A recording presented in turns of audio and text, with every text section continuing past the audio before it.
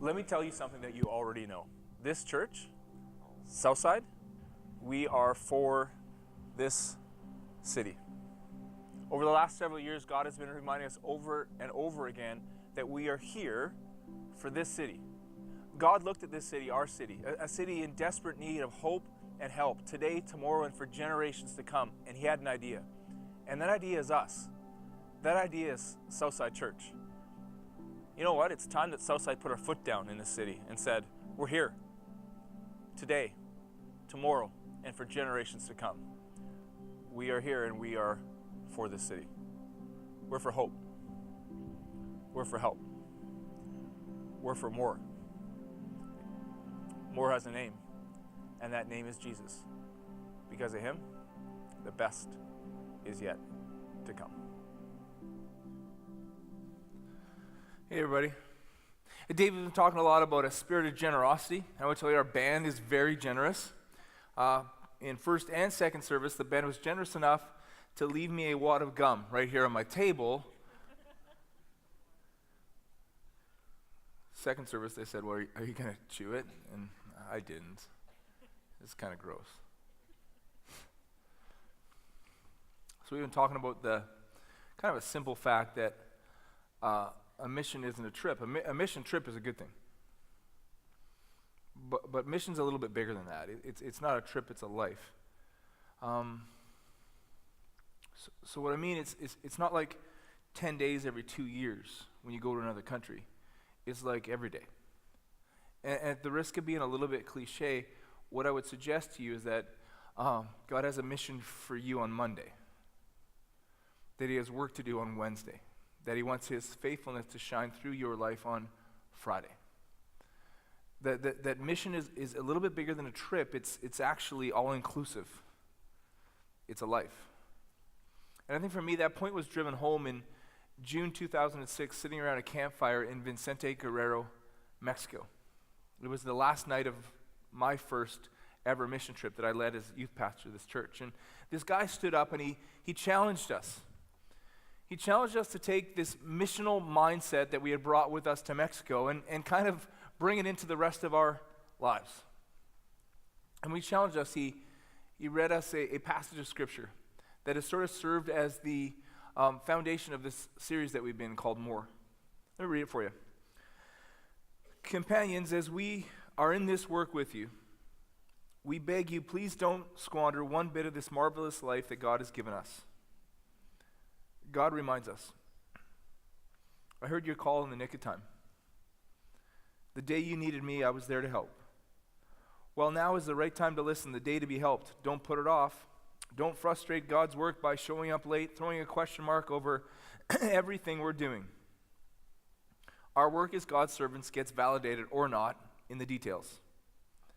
People are watching us as we stay at our post alertly, unswervingly, in hard times, tough times, bad times, when we're beaten up, jailed, and mobbed, working hard, working late, working without eating, with pure heart, clear head, steady hand, in gentleness, holiness, and honest love. When we're telling the truth and when God's showing his power, when we're doing our best, setting things right, when we're praised and when we're blamed, slandered and honored, true to our word though distrusted, ignored by the world but recognized by God, terrifically alive though rumored to be dead, beaten within an inch of our lives but refusing to die, immersed in tears yet always filled with deep joy, living on handouts yet enriching many, having nothing, having it all. Dear Corinthians, I can't tell you how much I long for you to enter this wide, open, spacious life.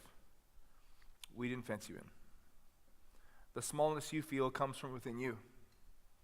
Your lives aren't small, but you're living them in a small way. I'm speaking as plainly as I can and with great affection. Open up your lives, live openly and expansively. And throughout this series, I've just felt like God's speaking to us as a church. Dear Southside Church, I can't tell you how much I long for you to enter into this wide open, spacious life. I'm speaking with great affection. Open up your lives. Mission isn't a trip, it's a life, you know? Let me put it this way. God looked at your spouse and he had an idea. And that idea is you. God looked at your kids and he had an idea, and that idea is you. God looked at your family and he had an idea. God looked at your neighbors and he had an idea. That idea is you. God looked at the kids that go to your school and that he had an idea, and that idea is you. Look around the city. I really truly believe, man, if you looked around, like, we live in the most beautiful city on the planet. And it's also a city in desperate need of hope and help. And God looked at our city and had an idea, and that idea is you. But it's not just you. His idea is me. But it's not just me, it's us. It's Southside Church. That Southside Church was created for a mission, on a mission, with a mission. We're here for this city. We've been talking in this series about how we can't settle for small. You know, we got to move towards more. And so last week I started talking about perspective, how like sometimes things in our life that seem like they're really big aren't as big as we think they are, and sometimes things in our life that seem really small are way bigger than we think they are. And so we're going to say, well, I don't want to settle for small. Perspective tells us what small actually is. And well, I want to move towards more. Perspective tells us what more actually is. And so I want to continue to unpack this whole concept of perspective by turning our attention today to a story out of the Old Testament, 2 Samuel chapter 24. And the main character of this story is this guy named David. David was the 8th son of a man named Jesse from Bethlehem. He was a shepherd boy who by necessity became a warrior, and he killed a giant named Goliath. And eventually David became the king of Israel. In fact, we could say today that David is one of the most well-known kings in all of human history. And while David's reign as king was far from perfect, it would be fair to say that the nation of Israel flourished under David's kingship. Economically, militarily, even geographically through conquest and expansion, Israel flourished. And you get the sense as you read through 2 Samuel 24 that David kind of started to think, I'm lighting this whole king thing up. I'm doing a great job. I got this. So he decided to take a census, to have all the people in his country counted. So David decided to take a census. Now on its surface you think to yourself, there's nothing really wrong with that, and I guess you're right, except for one thing. God commanded that the kings of Israel were not to take a census of the people, unless God told them to, and God didn't tell David to take a census. What's the point? The point is perspective.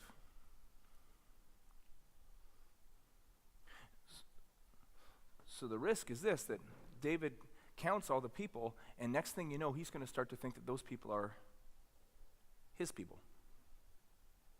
And if he starts to think that those people are his people, he's going to start to think that that army is his army. And when the army wins, David might start to think that the victory is actually his victory. So God says, don't take a census, because you need to remember that those people, they're my people. And that army, it's my army. And that when the army wins a victory, that's not your victory, David, that's my victory. See, it's all about perspective. Don't miss this. Because if David starts to look around and think, those are my people, that's my army, those are my victories, the next thing you know he's going to start to think, those people are here for me. And God says, no, David, those are my people, and you are here for them. That's the difference. Those are not your people here for you, David. Those are my people, God says, and you are here, you were placed here for them. It's a difference between self-sufficiency and faith. Self-sufficiency says, I got this. Faith says, God's got this. But David takes a census, and you get the feeling that he's walking around going, me and whose army? Me and my army. I got this. I was thinking when I read this passage that it would be kind of tempting if you were the king of Israel, one of the most powerful kings in all of human history to get this feeling of self-sufficiency. And then I started to think, oh, it's really easy for me all the time to get this feeling of self-sufficiency. It's a constant temptation. Like, think about the culture that we live in. Physically and materially, what more could we ask for? If you look around the world in history, at every culture, in every part of this world, we have more affluence, more entertainment, more technology, more convenience, more comfort than any culture in all of human history, if you look at it through a lens of material and physical. What more could we want? Like, as a culture, do we even remember what a need is? Like, we've blown past need so far into our wants that I don't even think we remember what a need is. So if you boil down existence to the physical and the material, of course we feel self-sufficient, because the truth is, come on, we are. And man, I'll tell you, I can get on this self-sufficiency roll, I can go for weeks. We have things in our culture that other cultures never would have dreamed of. I'll give you one example: enough food.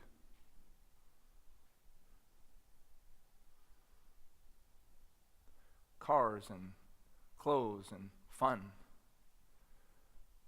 And I get on this roll, but when my roll ends, when my self-sufficiency roll ends, when I learn that I really don't got this, it ends hard. And it ends for me when I realize that I need more than physical, I need more than material. In fact, my greatest needs are actually spiritual needs. And it hits me, I don't got this. And when the self-sufficiency roll ends for me, it ends pretty hard. You know, like all of a sudden the cars and the clothes and the food and the fun, they're not so fun anymore. I just have one of those days. You ever have one of those days? Like, I walk in the house and my dog's not even happy to see me. You know what I mean? I had a dog named Rue, there she is, look at her. And you walk in and Rue just looks at you and says, "Oh, I thought it was someone else." Oh, well. A2, Rue, you know? A little Shakespeare there for you. But it ends hard. Because the truth is, self-sufficiency is absolutely true in our culture if all we need to worry about is the physical and the material. But I would suggest to you there's more to life than that. In fact, I would go further and I would say self-sufficiency causes us to settle for small. Like, we live in a culture of great acquisition and great accumulation and great prosperity. That's true. But relatively speaking, if you become all about that, you're settling for small. I know you're kind of a big deal, I get it. You're honestly, you are. You honestly are. Physically and materially, you are a very big deal in human history. Like, your ability to acquire things, man, is way beyond a vast majority of human history. But really, relatively speaking, it's not that big a deal, is it? Your ability to accumulate compared to others in human history is absolutely amazing, but it's not really that big a deal because it's just you. And your prosperity, you're not really that prosperous. Oh, physically and materially, you probably are, but spiritually, are you?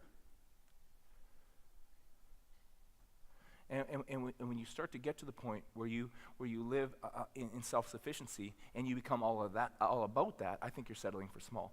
Faith says this: I don't got this, God's got this. Faith says I got to live for more than me. There's a bigger story playing out in history. The story that God is writing with human history, it's a redemption story. And the amazing thing is for you and me is we're all recipients of that redemption. John 3:16 says this: "For God so loved the world that he gave his one and only Son, that whoever believed in him will not perish but have everlasting life." You're a recipient of that redemption story. I've said this to you before, I'll say it again. If you were the only one in human history who needed to be saved, Jesus would have died and rose again just for you. We sang about it earlier, right? He's the one who never leaves the one behind. We might count in hundreds. God counts one by one by one by one. Isn't that incredible? He sees you. He knows you. He loves you. You are a recipient of his redemption story. But you're also a participant in a story that is exponentially bigger than any story you could pull off on your own. He invites you into his redemption story so that your story could play a part in his story, and that's more. So David says, well, I'm going to take a census. I'm going to count my people. And God says, you got your perspective wrong. And God warned, he said, if a king of Israel was to take a census, there would be a punishment, and there was a 3-day plague placed on Israel. So David prays this. He says, God, I have sinned. I, the shepherd, have done wrong. These are but sheep. What have they done? Let your hand fall on me and my family. Self-sufficiency. There is a cost. There is a cost to self-sufficiency. You want to be self-sufficient in our culture? Oh, it's no problem. It's easily done. Materially and physically, no problem. You just boil your life down to this teeny weeny little vision. I don't know why I keep saying teeny weeny. I said that in the last service too. But basically, I'm sorry. Okay, but what I mean is you just get this really small view of life. So I boil my entire life down to what? My comfort, or maybe me and my family. Okay?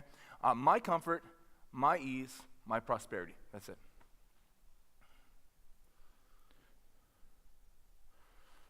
But there's a cost to it. There's a problem with self-sufficiency. And it's really only one problem. Here it is. It doesn't work. Isn't that crazy? It actually doesn't work. It doesn't work for you, and it doesn't work for them. Who are them, Mike? Them. I'll tell you in a second, okay? But it doesn't work for you. It's so ironic. If you live your entire life to try to be comfortable, you know what you'll end up? Uncomfortable. Because you were never meant to be a person, to be a created being whose ultimate goal, whose highest aspiration is to be comfy. You were created for more. So you live your whole life trying to be comfortable, you're going to be uncomfortable. If you live your whole life to try to make your life easy, you're going to end up uneasy. Because you were never created for easy. You know that. You were created to overcome challenge. You were created to strive. You were created to step through resistance.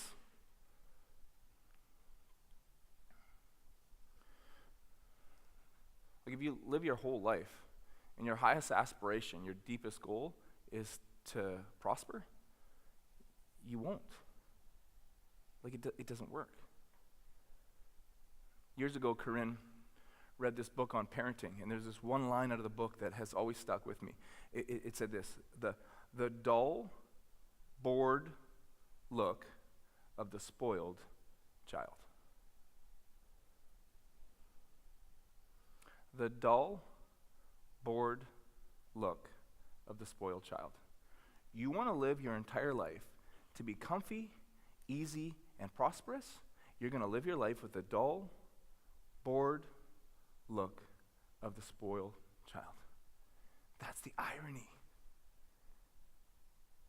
You said as your highest aspiration, I just want to be happy. You're not going to be happy because you were created for more. It's like it's hardwired in your DNA. There's only one problem with self-sufficiency. I got this. Doesn't work. Doesn't work for you. Doesn't work for them. Last week was crazy at church. Every week this year has been crazy. It's been awesome.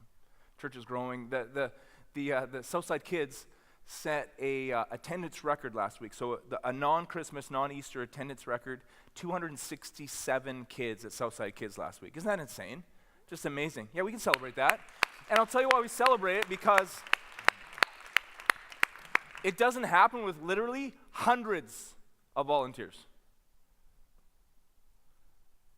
Believing as they pray and prepare every week that God has a plan for them. Not a trip, but every week, every life, every day. 260. So it was crazy last week, and I was in the lobby just hanging out, talking to people, and a young family came up to me and they said, "It's our first Sunday at Southside." I said, "Man, that's so cool." And they said, "We loved it." I said, "Of course no, I didn't." I said, "That's awesome. I'm so glad you loved it, you know?" And then I asked a question that I often ask to people who say they're here for the first or second time. I said, "How did you find out about Southside Church?" And they said, "Well, we know some people that go here."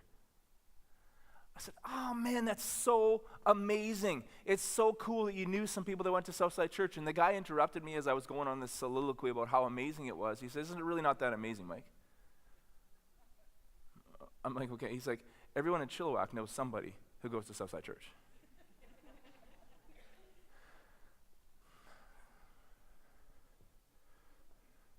This doesn't really relate to the topic, but I should tell you this. You're like, has anything so far? No, not really, but I was so pumped when he said that. What I mean is, I'm so proud to go to your church. Like, I want everyone in Chilliwack to know you.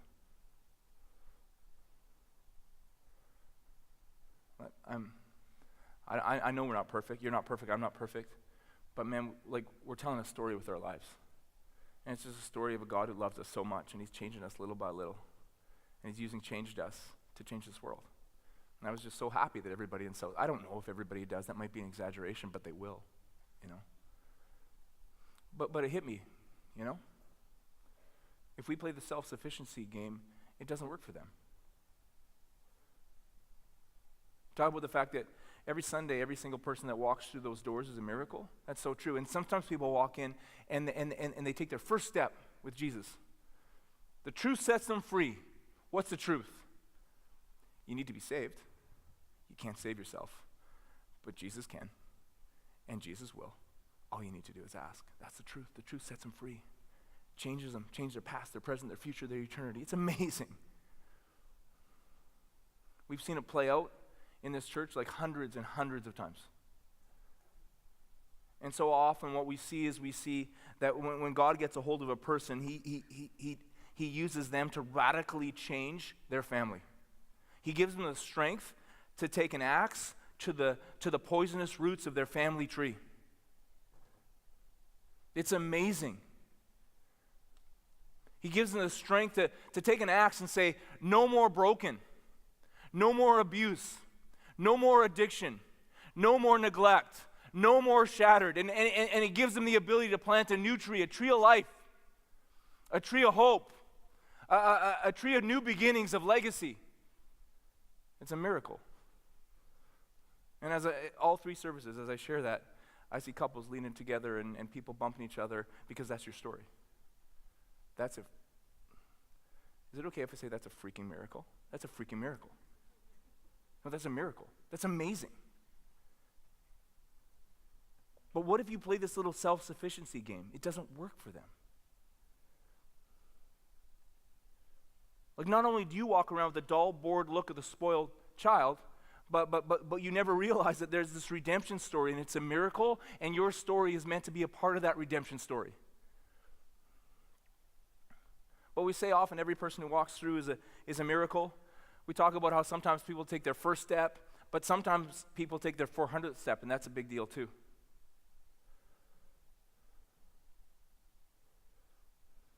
I love that about our church. When I moved to Chilliwack a couple of decades ago now, I noticed that Chilliwack was a very churched city. Lots of churches here. And I also noticed that in Chilliwack, there was a lot of what I would refer to as cultural Christianity. You know what I mean when I say cultural Christianity? It's just kind of what we do. My great-great-granddaddy went to church, and so I go to church. Cultural Christianity. Don't get me wrong. Nothing wrong with legacy, but when it just becomes something that I do because that's what we've always done, you understand? And what can happen quick is what I would call religious self-sufficiency. Listen, talked earlier about self-sufficiency. Comfort, ease, prosperity. Comfort, ease, prosperity. Comfort, ease, prosperity. You know what religious self-sufficiency is? Very, very similar. I do the do's, I don't do the don'ts, I've earned my righteousness.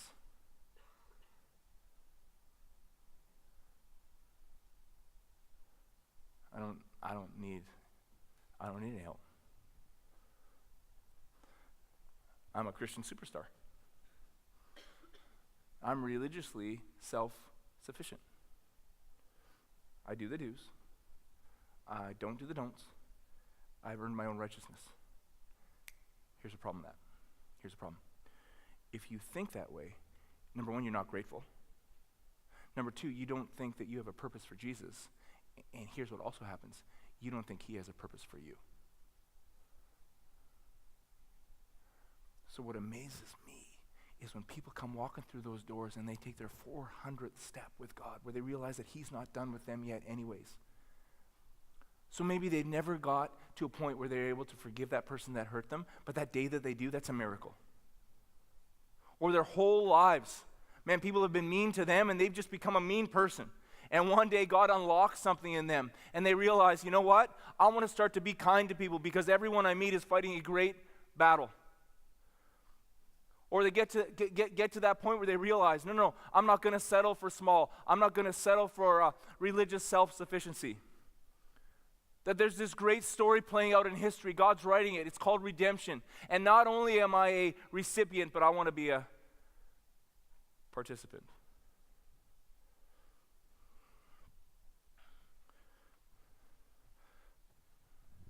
So David says, and I'm the one that did something wrong, but now these people are getting hurt. So on that day, Gad the prophet went to David and said to him, "Go up and build an altar to the Lord on the threshing floor of Araunah the Jebusite." So David goes, and Araunah says, "Why has the Lord my king come to his servant?" "To buy your threshing floor," David answered, "so I can build an altar to the Lord, that the plague on the people may be stopped." Araunah said to David, "Let the Lord my king take whatever he wishes and offer it up. Here are oxen for the burnt offering, and here are the threshing sledges and ox yokes for the wood. Your majesty?" Araunah gives all this to the king. You think to yourself, what a generous guy Araunah is. Not exactly. He's just really, really scared. Oh, if you looked around the world at that time, what you realize is when a king wants something, what does a king do? A king just takes it. And if he can't really be bothered to talk to you about it because he's kind of busy that day, he just wipes out you and your family and takes it. So in this situation, Araunah is completely and totally powerless. He's powerless. In other words, he can't really do anything for David. And we're going to see in a minute how David treats powerless people. But I guess I wanted to ask you that question. How do you treat powerless people? You're the bank teller. So no one goes to the bank anymore, Mike. Okay. The cashier at the grocery store. I use self-checkout, Mike. Okay. Okay. How about the waiter or the waitress? I know you know that I got a bit of an axe to grind with this. I put myself through university as a waiter. But I wonder, how do you treat them? I think there's kind of two extremes with the way we treat powerless people. We look for an opportunity to be kind or an excuse to be an idiot. Those are the two extremes, right? And I really do believe that there's people who walk into a restaurant and they're looking for an excuse to be an idiot. They kind of want bad service. They kind of want things to go wrong because it gives them an excuse to be an idiot. I got a question for you though, and it's actually huge. Do you think that waiter is there for you, Or do you think God placed you there for them? Well, that changes everything. That's the perspective. Are they there for you, or are you there for them? That's a powerless person. You don't really need much from them. But has God placed you there for that person?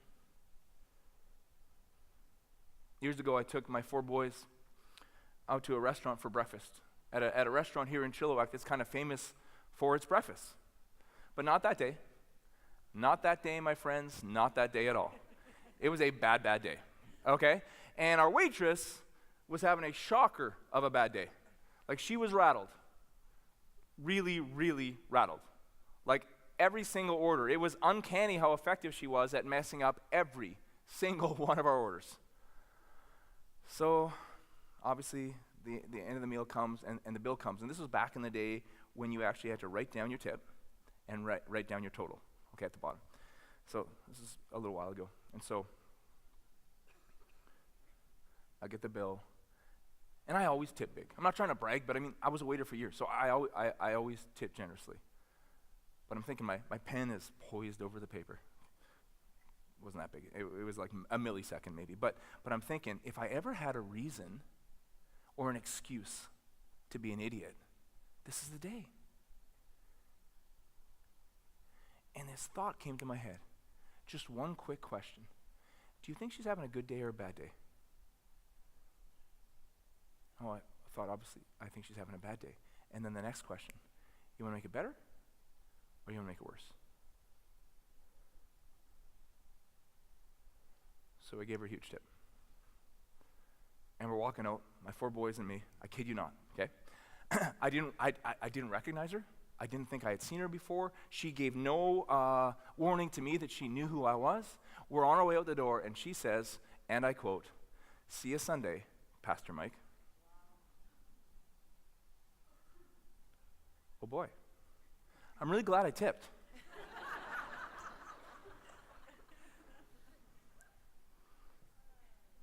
And here's what's crazy.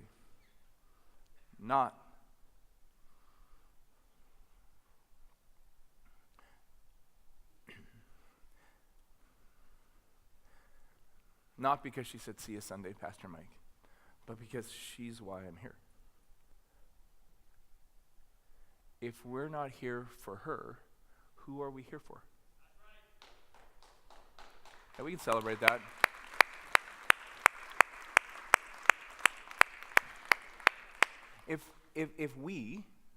If Southside's church wasn't placed here for her, who were we placed here for?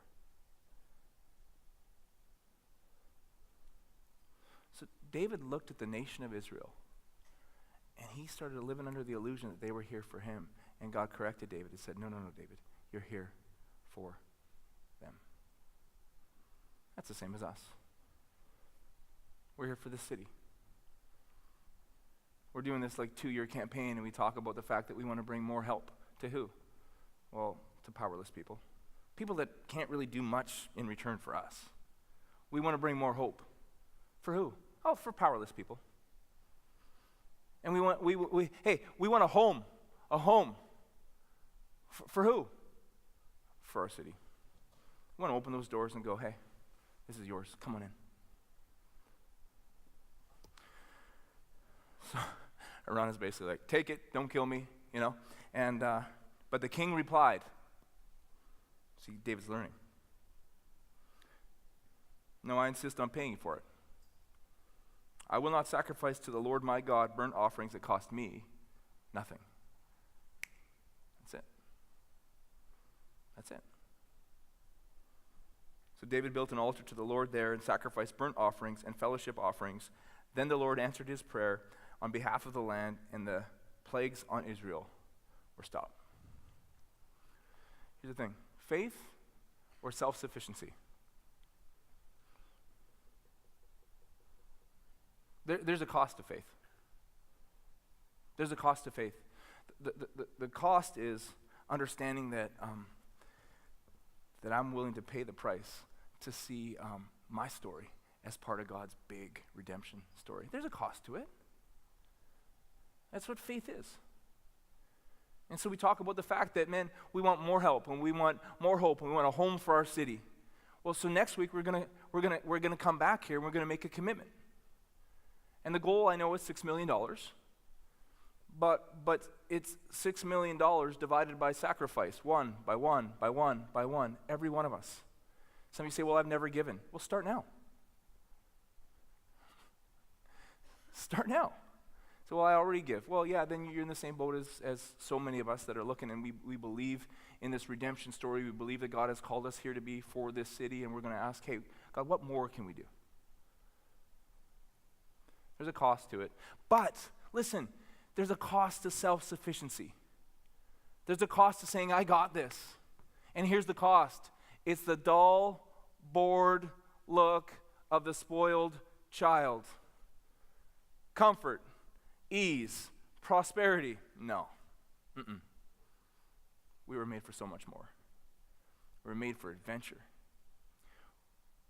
We were made for challenge. We were made for a mission. And it's not a trip.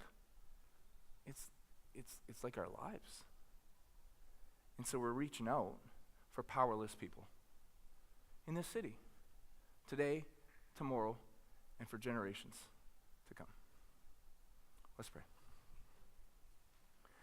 Jesus, thank you. Thank you for inviting us into this redemption story, first as recipients. So Jesus, really simply, thank you that you died so that we could live, that you rose so that we can too. And thank you for inviting us in as participants also. May we tell your truth with our lives, with our words, with our generosity, with everything that we do. Change us, and you've changed us to change this city, one life, one story at a time, today, tomorrow, and for generations. We pray this in your name. And everybody said, amen. Love you guys. Have a great week. Thanks for joining us. We'd love to see you at any of our 3 Sunday services held at Sardis Secondary School on Stevenson Road in Chilliwack, British Columbia. For more information, please visit southsidelife.com.